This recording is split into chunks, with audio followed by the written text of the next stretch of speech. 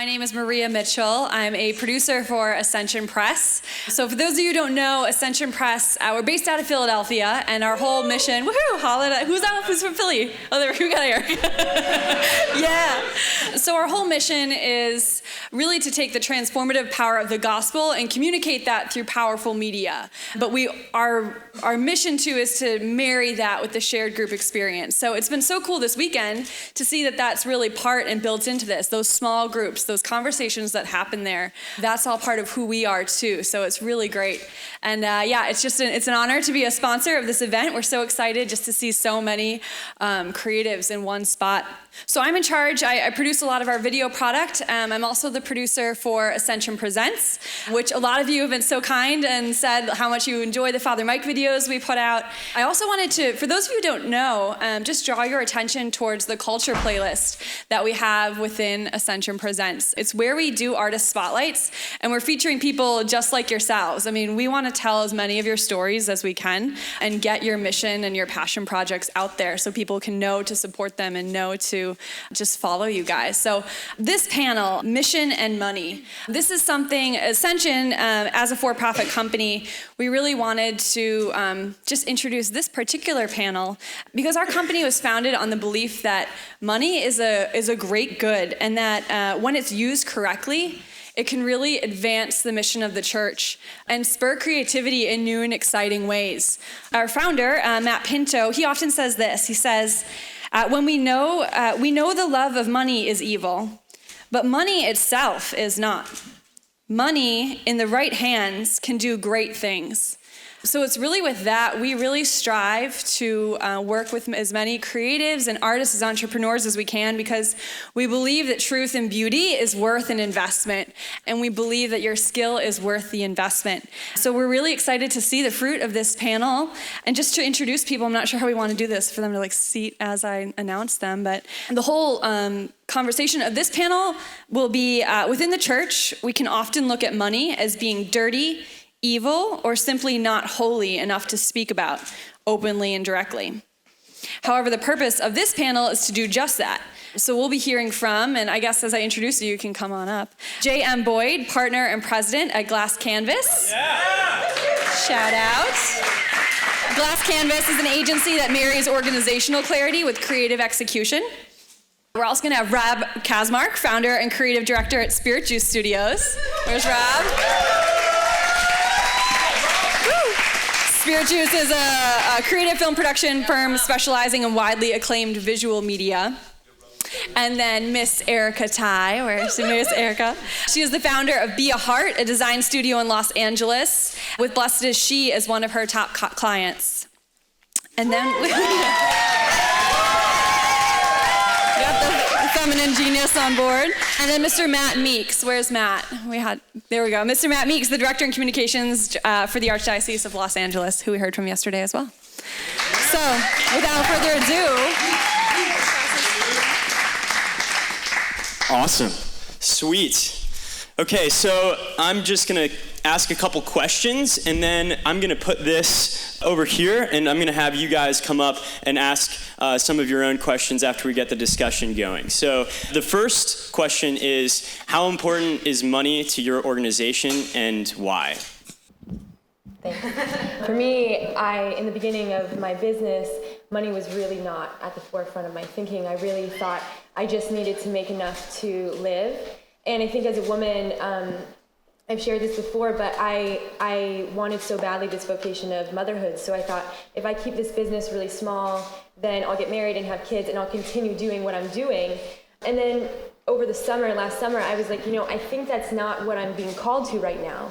So how are there ways where I can grow in abundance? There's enough for me. And so in growing my business and asking God for more money and more clients and really charging more for my work, I have been able to increase the revenue exponentially 6 times what I was making a year ago. And that allowed me to hire people and for us to dream bigger. And so I think for me, my mission has been changing, and there's new exciting things, and when I have more money, I can try new things and I can grow. And then that not only allows money for me to have, a pretty good life, but I can provide that for someone else, for people who are working under me. So the question was, how is money important? Yeah. It's critical. That's it. Yeah, I was sort of going to go with that one too. And why, Rob? Well, I mean, we can go, because you need money to pay for everything. I mean, everything requires money. It required money for everyone to get here, to put this on. I have a lot of things but I think probably let it keep going and then we'll come back to that. Yeah, I feel you might not like me at the end of this. I feel like you might want to go on to the next one because we all know the world runs that way, right? So it's an importance. It's just a matter of why are we putting it in front of things is the question. And I think that's more, the value of it is not, do you need money? And of course, we all know we have to have money to run a business and to support ourselves and to feed our families. I think sort of to switch it up a little bit, if there's one thing I've learned, it's don't focus on how much you can make or how much you're going to make, but focus on how much you need to support your family, the people you work with, and be really careful not to go to that point of, I want to have this salary or I want to grow to this, but just go, what do I need? I'll add one final thing. I think when it comes to money, it's like time. If I were to say to everyone here and just think about it, like to yourself, you can have an extra day, like one day for you. You can do whatever you want with it. What are you going to do with it? You know, and some people are going to say, well, I'm going to spend that with my wife and my kids, or I'm going to just go hang out somewhere. I'm going to go to a coffee shop and just read, you know. I'm going to write, you know, whatever. But the answer to that is not, I'm going to try to get another day. Right? Like that, I'm going to use that day to create another day. Like if you use if money becomes a means to an end, if money is mission, then that's just nonsense. That doesn't make any sense because you're just going to run yourself forward until you die. Like you use money for something, and as long as that for something is important, as long as that for something is for God, then money is an amazing thing. Yeah. So all of you have gotten to a point in your, I guess, careers in the life of your organizations where you're working with like numbers that are the dream of a lot of the other people in this room to be able to work with. And I just wanted to sort of hear a little bit about how you became the sort of person, or like how you expanded your mind to be able to think that large about money, and how you started to get the church or other organizations that you're working with on board with the kind of budgets that you require in order to do good work.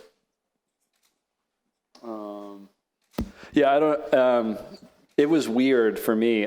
When I went from working at Warner Brothers to working at Initiative, which is a global media agency, and I won't say who, but one of my clients, their advertising spend in the Americas for 1 year was $1 billion. So we were dealing with allocating $1 billion. So after that point for me, money just became like made up, you know, like it was like, it was just like, these are numbers and I move them, you know, like, and that's kind of how I think about it. These are numbers and I move them, right? Like, if money, like if you think about it other than that, then I think you get yourself into problems and into trouble. And so like, what I always do is I just think mission first, like in the diocese, this is what I need to do this.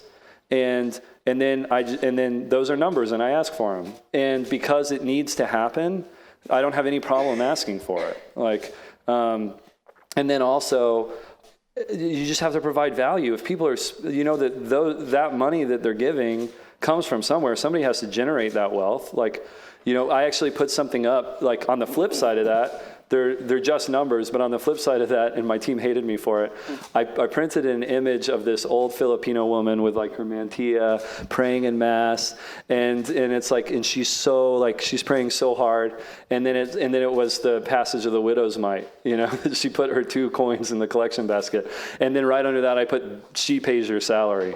Like, on the flip side of that, I want everybody to know that her 2 coins are paying for them to do their work. So we're asking for numbers, but at the same time, those numbers are coming from her. So we have to walk that fine balance. And if you keep that in your heart, if you keep both aspects of that, you won't get attached to the numbers because they're just numbers, but you also will work hard because you know where it's coming from. Great. So I think for me, as I just shared, things were really small. And even that small amount of money was coming from a place of prayer.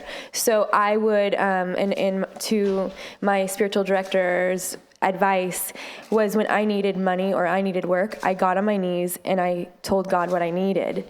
And to my surprise, every single time work would show up.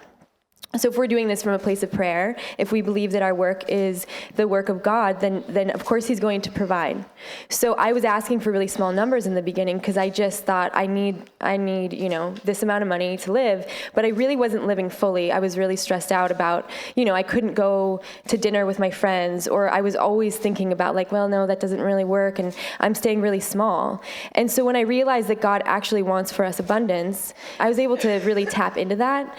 But I have to say, it still comes from a place of prayer, and I no longer have to get on my knees, once a week saying is there a new client coming in, because there's more than I can actually handle at this point. But it only came because I could understand that there is enough for you, and there's enough for me, and there's enough for the next person doing something really similar to me. And if I can, as Matt is saying, I not only can provide quality work, but I think as people of faith and of charity, we can offer something of customer service, of client relations. That I have a lot of clients in LA, and I'm working in this event industry on top of working with organizations in the church where they say, no one treats us like you treat us. And then people are willing to pay because they want to feel valued. They want to feel like they're in partnership. And so the money just, it is no longer, of course it's always there, and I'm thinking of it. And then, the other thing I'll say is that I have a budget. So I know exactly what I need to spend each month, and I know where my money is going. And in the beginning I didn't. And so it seemed really stressful every day of do I have this? What am I spending? And my spiritual director again was well, you don't have a budget. So you don't need more. You just need to know where it's going. And so in that I can say okay, God, here's our monthly budget. This is what I need. And then I let him provide for me, and so I'm working on different numbers than Matt is working, but on a smaller scale, and where I'm at, it really is similar. And I find that if I ask clients if I can say this is what my work is valued at, people pay, and some people don't, and they can go find someone else to do it. But I no longer waste my time working for the smaller numbers because I can't. And that's provided for me and helped with growth. So my background is, or I guess maybe not my background, but speaking more to the freelancers out there, maybe you work or run a small organization, a couple people. So I run a film production company, went to school for business, started without knowing anything. For the first 4 years, it was hard. When I say hard, I mean I'd go to Walmart to pay for something and my debit card wouldn't work on multiple occasions. So I get the struggle of, where it's hard. It's hard to get through that initial push of stuff. And the question again, I keep forgetting the questions. And you're doing good, man. Talking about how you grew, how your mindset changed to be able to really think much more large. Yeah, I know where I was going. Okay, thanks. Sorry. But I remember those first 4 years, I think the worst thing about myself then, and it maybe affects some of you guys too, is I thought because I was doing Catholic stuff, God was just going to make it if you think that God loves you more because you're doing Catholic media, you're crazy. God, you could be doing satanic media and God will love you just the same as if you're doing right now. And so you got to get out of the mindset. I was sat there in my office more times I can remember and cursing the sky God, why isn't this working? And that's not it. You got to have an artist mind, yes, to do the creative work. Hands down. You got to have the business mind. And that was the critical thing is okay, how do I think about this from a business perspective? What am I not doing right to, like you guys said, having proper budgets, doing stuff like that. And so that was, for me, that was a turning point. And also, it's just a lot of hard work. That's just the bottom line in any of this stuff. It takes time and patience. So. I love being at the end of this line. Yeah, I part of me doesn't even know what more to add, except I'm the worst person for this kind of panel. I think I told this to someone last night at our place, but it's sort of along the same lines is if you're not good at budgeting and managing budget, find someone who is. the reason I have 3 other partners in my business is we all take on certain things because we're real about our weaknesses. And as soon as you get real about that, you understand, you can let someone else take it on because it's not what they're weak at. It's their gifting. And the same thing goes with, I think one of our earliest mistakes was really not being honest with ourselves about tracking how much time we put into things and what the value of that is. And the only person that suffers from that is you and your family. It's so being really honest about that, recognizing it, and then it doesn't feel weird when you tell a client what the budget for something is because you understand that's what it costs. So when you are talking about putting a budget in front of a client and saying this is what it costs, how have you sold the clients that you've worked with on these bigger budgets? How have you gotten to a place where they're willing to value what you're doing enough to throw down for it? Do you want me to take this bullet for you? Yeah, you do it? I'll just, I feel really bad for Matt right now, so. I don't know how everyone does it, so all I know is how I do it. And it's, by the grace of God, it's working. So you just keep going through that door, I would say the majority of the clients that we work with, they're all nonprofits, churches, and charities. So you can't, everything I learned in, business classes and advisors and stuff, honestly, I threw out the window when I started in this. Like I came from an agency background and everything I learned in there doesn't really work for this kind of clientele. And the second you think that it translates, you're wrong.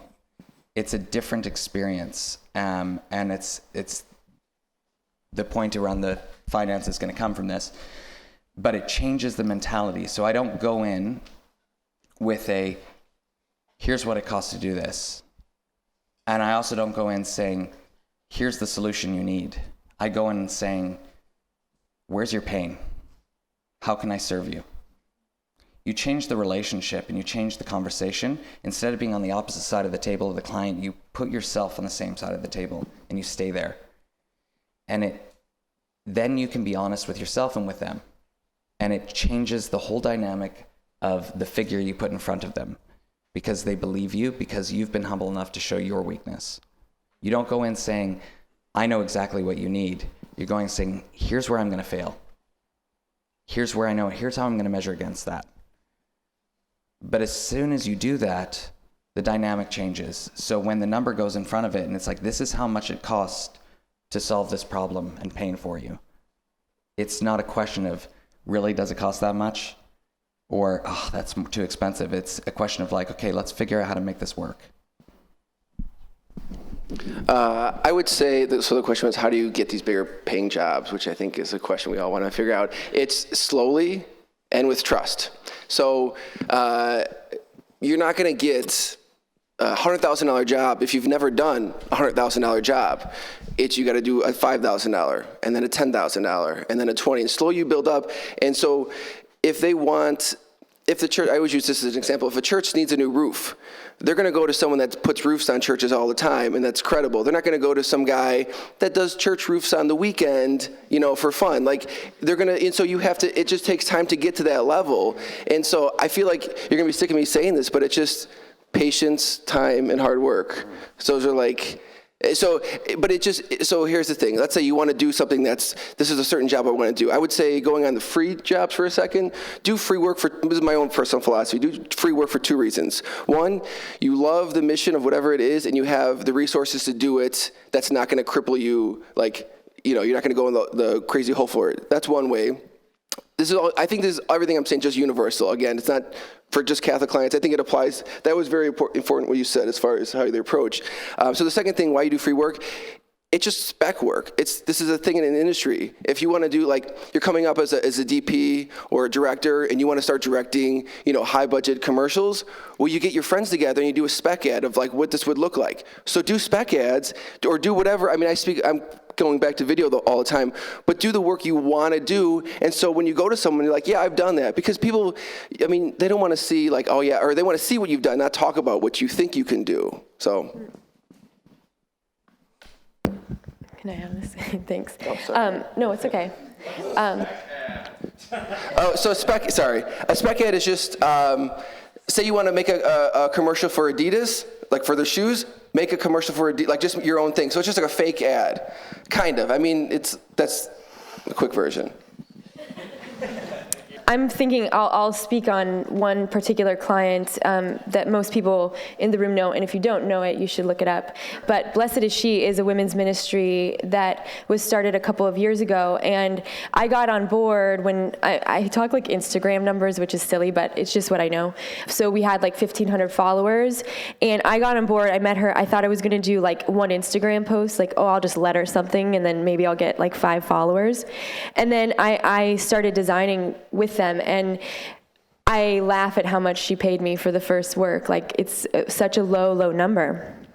But because the work was quality, and she kept coming back, and I built a relationship with her. Now Jenna is a really good friend of mine, and I made myself invaluable. So now when I push a number in front of her, which is much higher than the first journal, she doesn't blink an eye, because she knows that my work is going to actually turn profit for her, which is going to allow her to do her mission.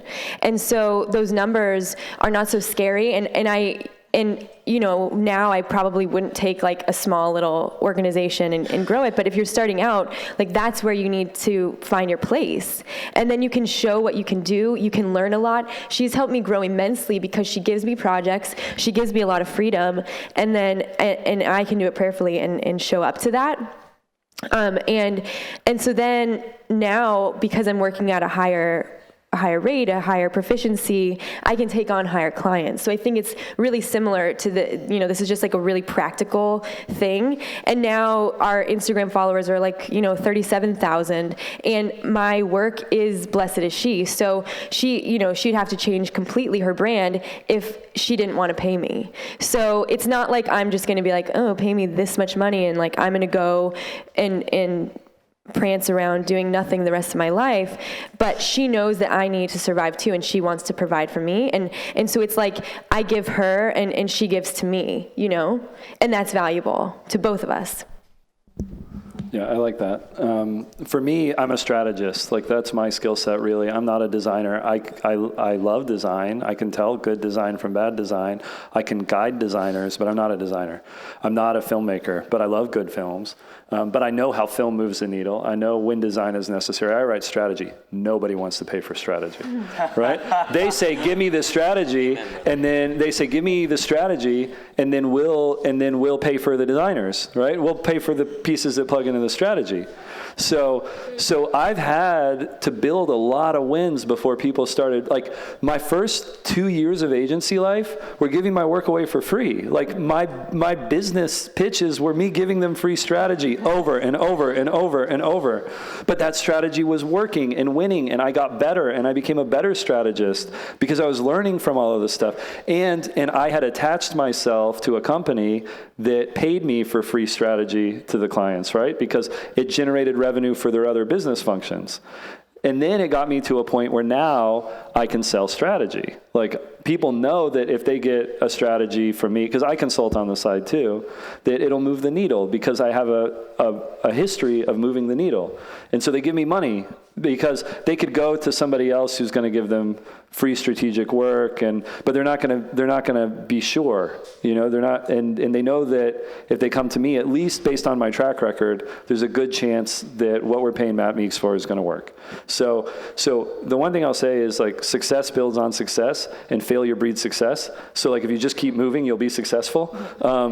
Unless you're doing something that you're not good at, which means, like, really pray about it and assess. Like, I've been in that position where I tried to make something work that wasn't my talent.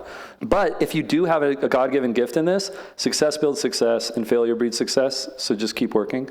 The other thing, I have a brother-in-law who works in private equity in New York. And the way he thinks about money, and he's dealing with money levels that like I've never, and he's More than like, $1 billion? Yeah, he's like the most humble guy. He's the most humble guy.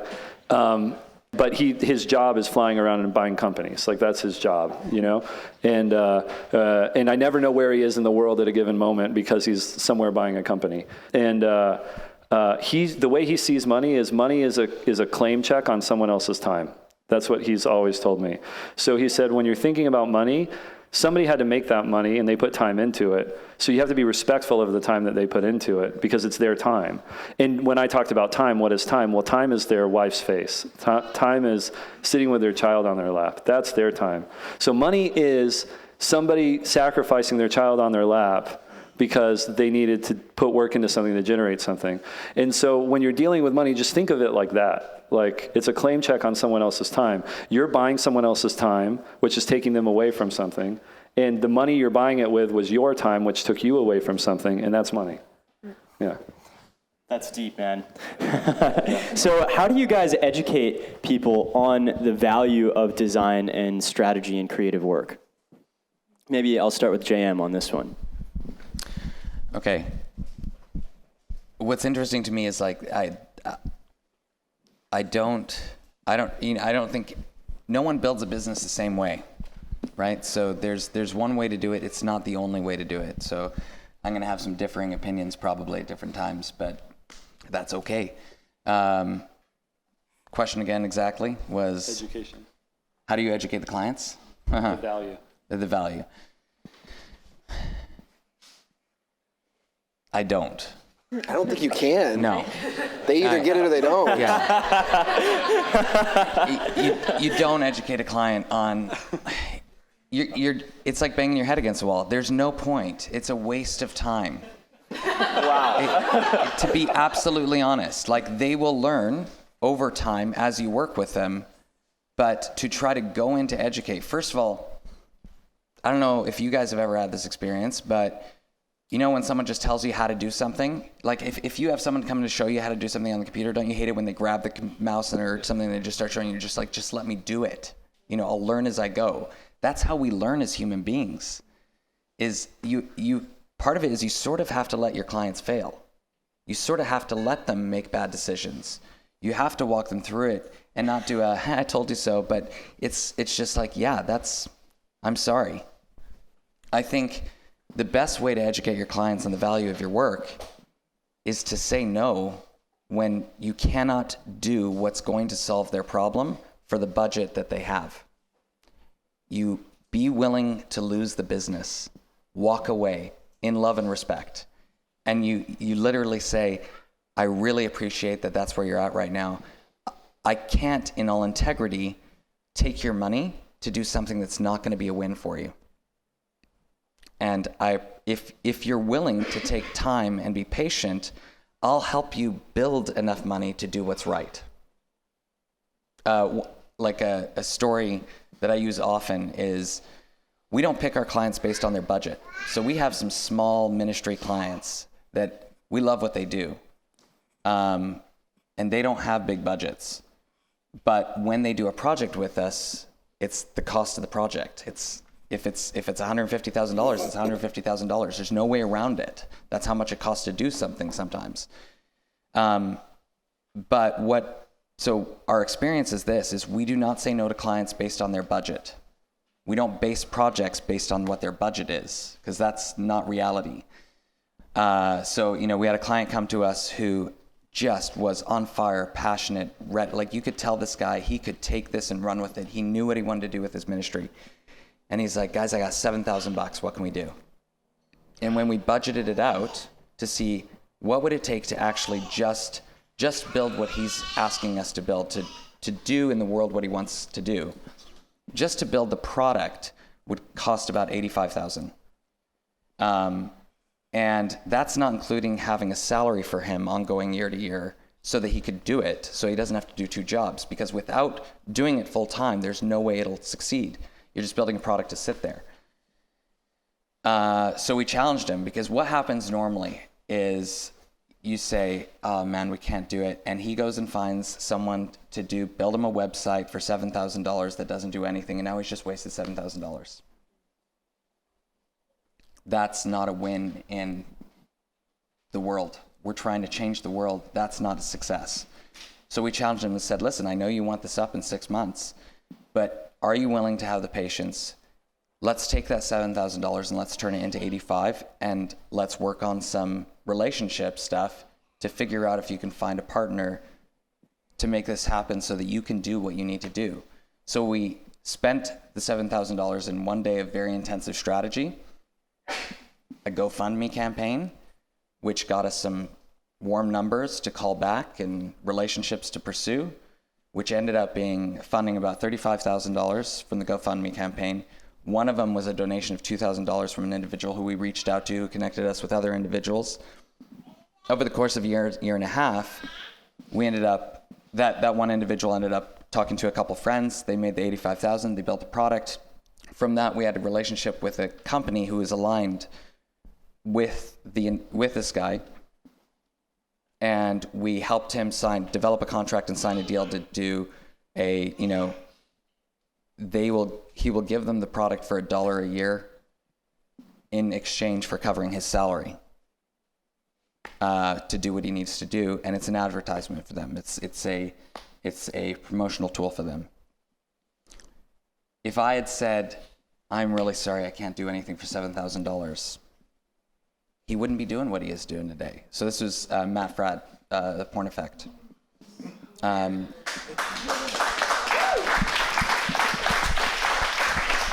So to me, it's not about the budget. It's about, I had one client turn to me and say, the only other time I've experienced this is I was coming to you to offer you a job. And he's like, it feels like you're interviewing me.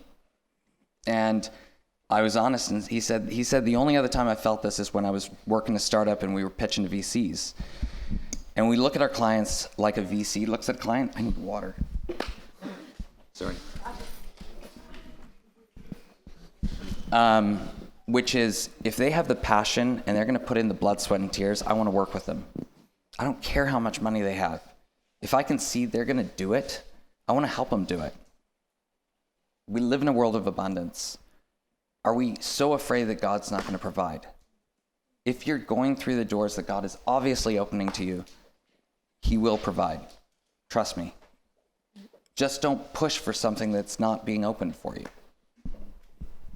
Matt, it seemed like you were raring to go on that one. Okay. No, I had a short story, which was, it's on educating clients. And I think, oh yeah, that was the question. But that was a story that answered the question. That was awesome, because you educated them with actually help, through your work, through your process. In economics, my minor's in economics, there's the concept of opportunity cost. So you're actually spending money in the pitches that you do, there's a cost Can I borrow your hand? Yeah. All right. For you. Oh, for me, great, thanks. There's a cost associated with your time, right? So you have to assess whether your time is valuable enough to spend educating the client. Is that education of the client going to result in a reimbursement for your time down the road? And oftentimes no, you don't have time for that, especially when you're starting and you're scraping things together. You don't have time to educate clients. You just got to run fast and find the clients that will pay. And even when you're at the top of your game, I have this funny story. It's the weirdest meeting I've ever been in. Saban Brands was a client of ours at an agency I was at. So if you remember when you were a kid and you watched all these kids shows that say Saban at the end. So Saban, Chaim Saban is a very wealthy man, gives a lot of money to he's a very interesting character, Israeli military, interesting guy. And I was Saban Brands owned Paul Frank, who is a client of ours, and we were trying to get in with some of their other brands. So they just acquired the Power Rangers, they own the Ninja Turtles, they own a lot of different things. So, but Chaim had no idea what social media was. And so Ellie Deckel, the president of Saban Brands, wanted me to educate Chaim on social media. And with the goal of winning the Power Rangers business. So I put like 3 weeks into a presentation for Tighe because I'm meeting with a billionaire, and it's got to be good. And I go, it's the top floor boardroom of a Century City office building that's looking over the Beverly Hills Country Club. I go in there, they have a butler with tails in the boardroom who says, "What can I get for you, sir?" You made me wait for an hour and a half, by the way, in the boardroom. He said, "What can I get for you, sir?" And I said, "I don't know, like what are the options?" And he goes, "What can I get for you, sir?" Cappuccino, I guess, you know? And so I wait there, and Tighe comes in after an hour and a half, and he, comes in and sits down, and Ellie is waiting for me, who's my client, and I know Ellie, and Tighe looks at me, and he looks at Ellie, and he goes, "Who is this guy?" And Ellie goes, "This is the guy who's going to talk to you about social media." "Social media, what is social media?" And then I start trying to answer his question, and then he goes, and then he ignores me, and he looks at Ellie, and he goes, Every minute I spend talking to this guy, I'm losing $1 million." and he just says that, and I go, "Okay, this is going bad." And then he goes, "Is he smart?" And Ellie goes, "Yeah, he's smart." And he goes, "Then hire him. Why am I wasting my time with his social media?" And then we ended up getting a lot of their business, right? But the Tighe mindset is, this guy's a billionaire, and that's his mindset, which was brutal and harsh to me in that boardroom, right? But he knew the value of his time, and that's how he made $1 billion, because he knew the value of his time. It wasn't valuable for him to be talking to me. There was no reason for that. He hired Ellie, who he trusted. Why did he need to talk to me? So I think we need, in a sense, we need to be human. We're Catholics, and we need to have proper relationships. But we also need to understand the value of our time, right? Don't burn yourself out educating somebody on something that isn't going to go anywhere. Okay, I have one little thing to say. Not really add up, but as Matt's talking, I'm just realizing, I promised myself I wouldn't put names of clients out there, and I just did. So I want to clarify a little bit of something, so in all humility. I talked about Matt's passion. Matt's the one that did all that. Matt's the one that went and contacted people, from the GoFundMe campaign. Matt did it. We just pushed him to do it. So I want to clarify that we did not do that for Matt. Matt did it. We just encouraged him. That's the key, is I don't want to come across saying we did this for someone, because we can't do that. We can't build someone else's ministry better than they can. We can just encourage them to do what we think is right, to the best of our knowledge. So just a quick clarifier around that, because I don't want that to come back and just go, "Oh, that made it sound like we did something." We didn't. Matt did. We were just there to be a mirror and say, "Man, risk big. Go for it. Do what you need to do. We'll help you. We'll support you. But we're going to be honest with you. You can't do it if you're going to do it right." Yeah. Sorry. I'm just feeling anxious about that for a second. That's the Barnabas effect right there. That's, lifting of That's awesome. I want to follow up on this, because I think a lot of people in the room there are a lot of freelancers, and we've been really talking in that direction. But I also want to ask, for those of you who have been in organizations, working in organizations, and you are having to pitch up to get the budget that you need to do projects that you think are important, how have you accomplished that when you're managing up? And I guess this would be a Matt question again. That's just understanding, treating the people above you like a client, like what JM was saying. You understand what their needs are, and you have to assess their needs and then help them accomplish their goals. And if you help them accomplish their goals, then they'll help you accomplish yours. So for us, it was simple. I started as one person, and like I said earlier, I knew that I had to show the person that I needed to grow my team was our CFO. I had the Archbishop behind us, but I needed the CFO to authorize the funds. And so I needed to make his life easier. And the way his life is easier is he looks at a balance sheet and he sees, more in the black than in the red. That's how you make his life easier.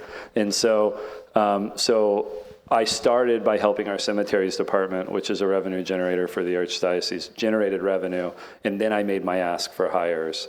So I just think that's how you manage up. You have to know you have to treat everybody like somebody that you're trying to help, like that you can serve. And that's always worked well for me. Yeah. I just think showing what you're doing has value. So whatever it is, and that value could be monetarily, or it could be creating stronger brand awareness for what you're doing. So if you're pitching up in a company, or if you're pitching up to a client, say, hey, if you do this, you can make this, if it's a fundraising video, you can make this much back if you put it out there, and talk to these people. If it's maybe not something as specific as that, you're just trying to create more content within your organization, well, find other organizations that are doing it. I mean, people need examples to see, okay, if I do this, it can have those sort of results. And it's just a lot of research and finding out what works and what doesn't.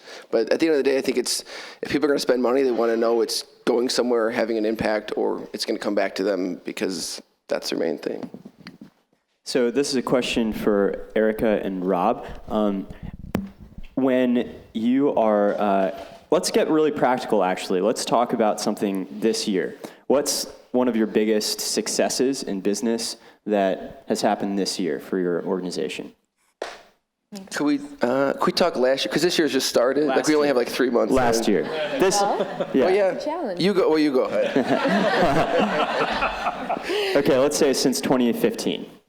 Okay, so since 2015, I just started my business, and so all of the successes. I'm going to just talk this year in the last 3 months.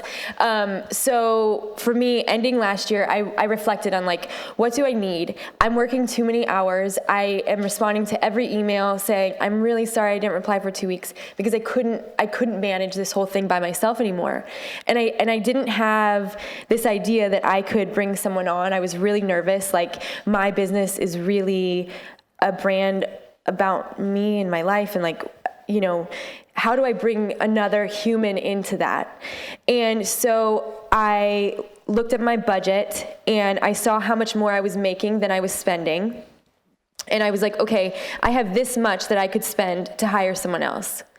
And then I can't say I even looked for her. She really just came, I don't know, had a drink with her, and I had met her through some other friends, and she was like, well, I'd be interested in working with you. And I was like, oh, you would?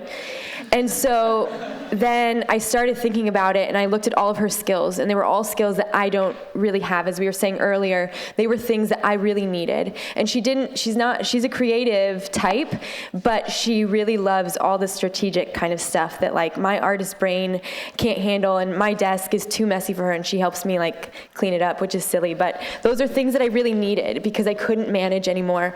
And so I went to a meeting with her, and I said, well, this is how much I could pay. And I wanted to pay her at a high rate. I didn't want to bring someone on when I was only paying $10 an hour, because when I worked for $10 an hour, I resented the person who was hiring me. And so I wanted to say, I value her time. I know that she, just started a family, and she needs to support them. So how many hours can I ask her to work at, in this, if this is what she needs, divide that, what I had left over, divide that by that number, and that's how many hours I could ask her to work for me. And so instead of creating this environment where I was using her, I also wanted to empower her. I wanted to say where are your skills, and this is how we're going to use you. So it's been a real learning process for me the last 3 months of having another person, even looking at my emails, or in all the aspects that she has. And I've had to grow as a manager, and figuring out how to utilize her, and to know that it's funny, because as we're talking about time and money, I'm like, oh my gosh, this hour it's costing me a lot of money right now.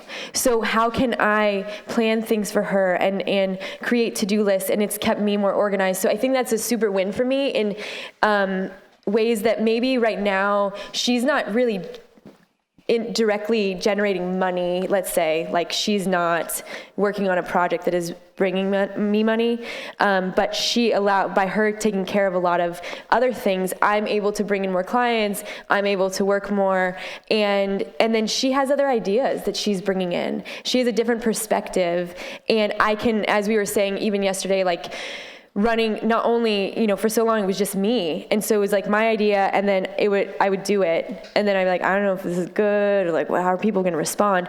And now I can run it against her and say, hey, is this a good idea? Or she will say, hey, remember when you said that one thing? You haven't done it yet, but it was a really good idea, and I think people will like it. And so then I can go and create that, and she like, I'll start working, and she's like, so you didn't finish that thing yet?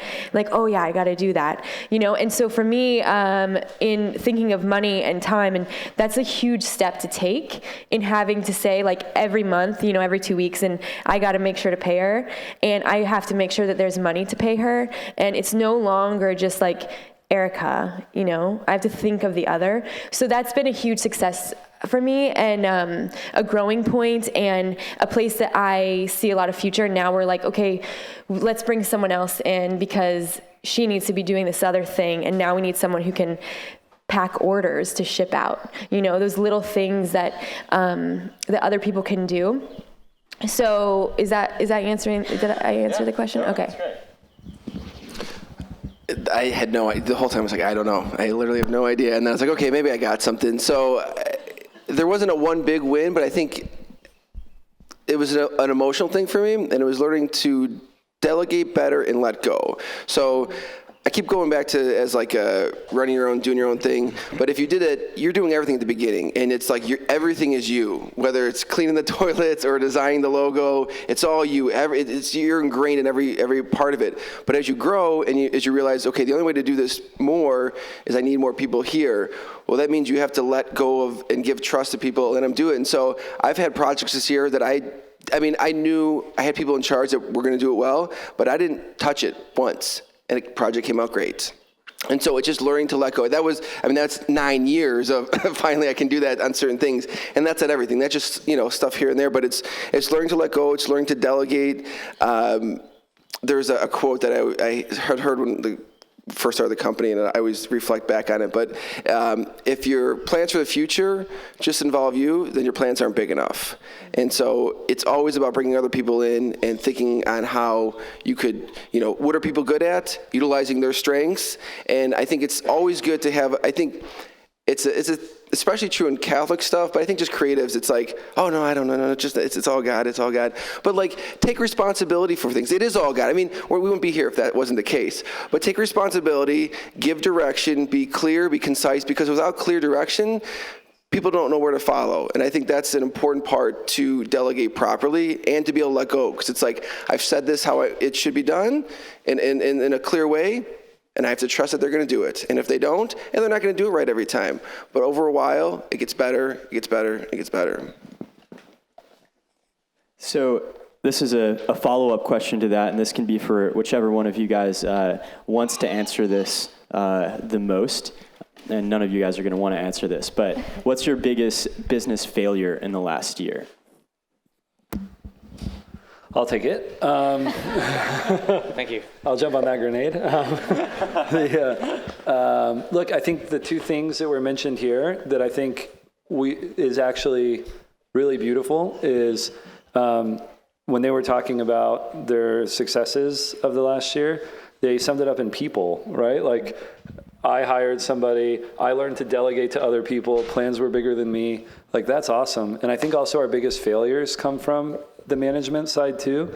Like, I think that, the people you work with day in and day out, who you're in the trenches with, like, they become like a family, like, cause you're working with them, And I think that becomes especially hard in the church because, or in mission focused business, because you're in that business because you have a heart for people and you have a heart for your coworkers, and you can overlook things because they're people that you care about and you work with them, and it's hard to treat it like a business when you're in a mission, like that becomes really hard. So I won't say it's been my biggest failure over the last year, but my biggest expenses have come from me taking the mission inside and not having a core unit that is really hard, like really focused as an organization that takes the mission out. I've gotten focused in on, and it's hard. It's like,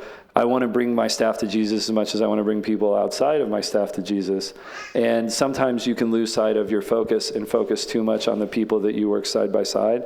And that can end up costing you a lot of money. So that's where my biggest, like not being buttoned up on a management side, that's where my biggest expenses have come from, because I've overlooked mistakes, or I've let things go on for too long that have ended up costing us money. So I got a piece from that I'm not going to sort of go into like the biggest financial failures or mistakes we made, but there are like some stories that came to mind that thought, okay, this is helpful. You learn from experience, and if the more you can learn from my failures so that you don't make them, great. So let me discuss not a business failure, but a personal failure. Is early on in the business, I learned to, one of the biggest learning points was really learning to walk away from business that wasn't going to do what it needed to do, or it just wasn't right. Even if it had a big price tag on it and it would support financially, but it just wasn't going to do what the client needed it to do, or was hoping it would do. And so I got really good at, being okay with walking away from the business. But what I didn't expect was I started to develop friendships with clients. And then when a client asked me as a friend, hey, can you do this? And we're like, to do what you need to do, it's going to be $100,000. And they're like, we got $20,000. And at that point, I'm usually like, okay, you know what? I'd love to, but it's not going to be a success, so I don't want you to waste your $20,000. And I made the mistake of, he called me back and a little while later and was like, listen, I don't trust anyone. This is a hefty subject matter. I don't trust anyone to do it except for you guys. Is there something you can do? And I made the mistake of shortchanging my team and ourselves. And what ended up happening is we ended up spending $60,000 on a product that I'm not proud of. And they paid $20,000, we ate the rest. And I had to humble myself in front of my team and say, I screwed up, and it's, I think not being honest with yourself and your client and your team is one of the worst mistakes you can make. There are financial costs to it, as well as human costs. That relationship with that client's never going to be the same, because I knew from the get-go that it wasn't going to work, and I still did it. And it wasn't, I was over the money. It wasn't a money issue. It was like, my friend asked me. And sometimes the best thing a friend can do is say no. Yeah, I would agree with all that. And I've made financial, I think it's going to cost this much. It costs more. I have to eat it. It sucks. There's one thing it's like, as us Christians and Catholics say, it's been on my heart. It's just been on my heart, and I just want to say it. So it's off subject. Are there any kids in the room? No, for real. Is there any little kids? No? Okay. Just Ralph, but it's fine.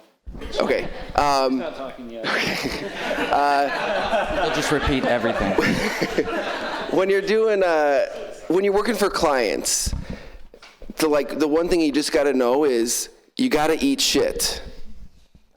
And if you don't know what that means, is at the end of the day, they're paying for something. And sure, yes, if it's just not right, you tell them it's not the right thing, you have your own, you got to walk away. But really, you just got to eat shit. It's hard. It's not easy. There's things that come up and you're like, I'm not talking about questioning your morality, if it's a moral project or not, but at least personally, maybe I'm completely off, but I just feel like there's times where we give them the first draft, they give us notes and they say, oh, do this, this, and this. And I'm like, 3 and 4 is going to totally screw it up. And so I'll do my best professionally to say, listen, no problem, we can do all these changes.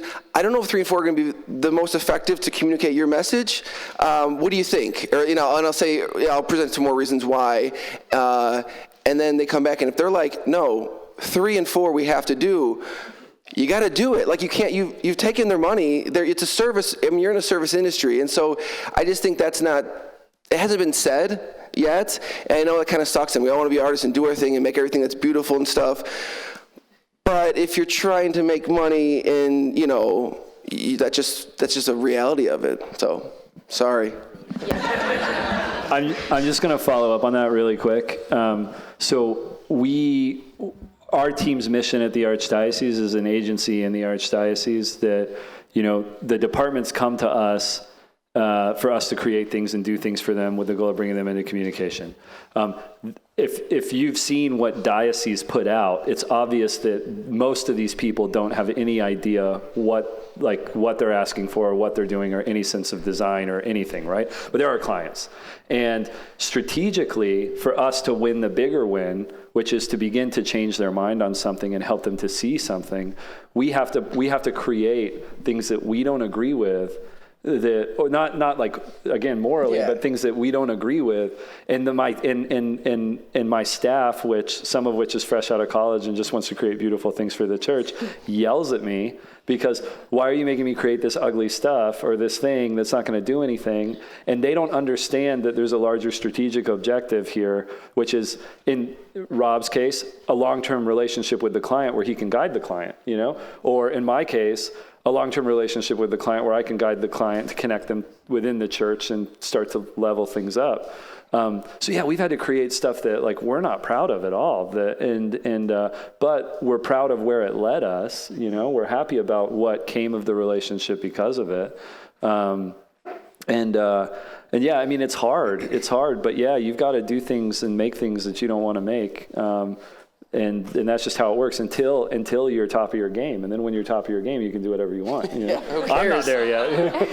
You got to guide them along. I mean, everyone's done a complete rebrand. Most of the church design and look and stuff isn't all that great, and so you can't go from really crappy to really good. You're building relationships. Something that in the car right here, I just met her today, Liz.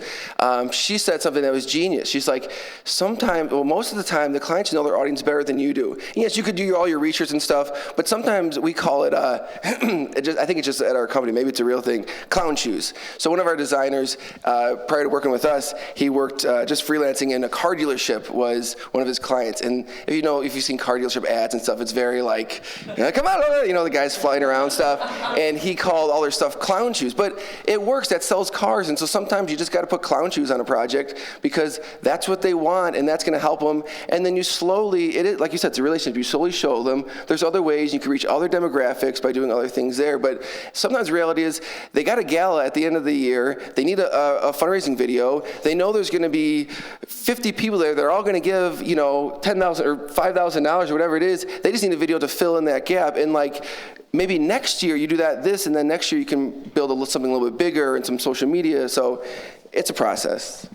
Yeah, I would say I wasted so much time trying to design something they didn't ask for. So I get a lot of clients, they come, a lot of them are women, and they have this idea in their head of what they want their logo to be, and it's not a good idea. So I'm just gonna design something else.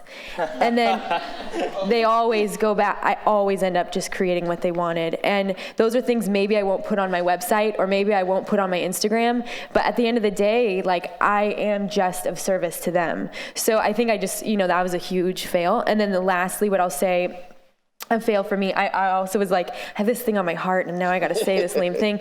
But I think for me, a super fail is that I created a lot of resentment in my life towards clients because I didn't ask for enough, or they didn't pay enough, or I had this intuition that it wasn't going to be a right match, and I still took the job.